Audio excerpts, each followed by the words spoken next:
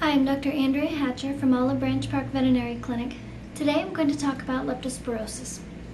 When you bring your dog into the veterinary clinic to get a distemper shot, often we will refer to the shot with a string of letters like DHL, PP, and C. L stands for leptospirosis. Sometimes biology and medicine create very lovely words. My dad, who was an aquatic biologist, wanted to name me Spirogyra after a filamentous green algae. Sometimes I wonder if then everyone would have to italicize my name each time they spelled it in order to be spelling it correctly. The name I ended up with was strange enough. Like the spiraled algae, leptospirosis is caused by a spirochete bacteria that's shaped like Shirley Temple's ringlets. And that is where the beauty ends. Leptospirosis is one of the most common zoonotic diseases worldwide. Zoonotic means it's a disease that spreads from animals to people. That is why we vaccinate our dogs for it. Currently, it is thought that cats are unlikely to be infected by it, and there isn't a feline vaccine for it. The signs that a dog may have leptospirosis include increased drinking and urination, dehydration, vomiting, and jaundice. And jaundice is when the whites of their eyes become yellow. The bacteria damage the liver and the kidneys. 10 to 30% of dogs suffering from leptospirosis die. In humans, leptospirosis causes flu-like symptoms in the first phase and then may progress to more severe second stage of meningitis, liver disease, and kidney failure. How are dogs infected? They may drink water from a puddle that has been contaminated by infected urine from sick raccoon, opossum, squirrel, or deer. It seems like my pug would always rather drink water from a muddy puddle while we're on a walk than water from his clean bowl of water at home. Or they may investigate and lick an area where an infected rat or mouse has urinated in the house.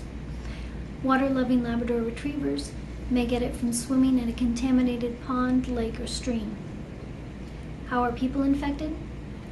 The Center for Disease Control states that 1/3 of people that get leptospirosis are exposed to it by their infected dog, and 1/3 of them get it from rats, usually while they're working in fields. One of the common names for the disease is rat catcher's yellows. The final third of humans contract the disease from the environment, often by drinking from or swimming in contaminated lakes, ponds, and streams. Despite leptospirosis's label as one of the most common worldwide zoonotic diseases, the CDC reports only 100 to 200 human cases in the United States per year.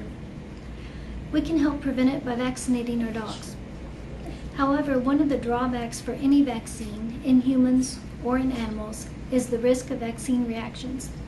These can range from potentially fatal, which would be anaphylaxis, to hives, which would be allergic, to a small lump under the skin that goes away in a couple of weeks. Older canine leptospirosis vaccines appear to cause more vaccine reactions than other commonly given vaccines such as distemper and rabies. For that reason, some veterinarians stopped vaccinating for leptospirosis. Since then, the number of cases of leptospirosis in dogs and humans have been increasing nationwide. This may be due partly to the fact that less dogs are being vaccinated for the disease, and partly because people are developing land that was previously rural, exposing pet dogs to infected wildlife. Administering newly developed vaccines may result in less chance of vaccine reactions. Because younger puppies seem more likely to react to the leptospirosis vaccine, the first dose can be held off until 12 weeks of age, and then the second dose given 1 month later. I require dogs that board in my kennel to be vaccinated against leptospirosis to protect the other boarders, my patients, my staff, myself, and my children, my husband, who help out at the clinic. I recommend that my patients be vaccinated for leptospirosis once a year. And I don't recommend that you name your kid Parke.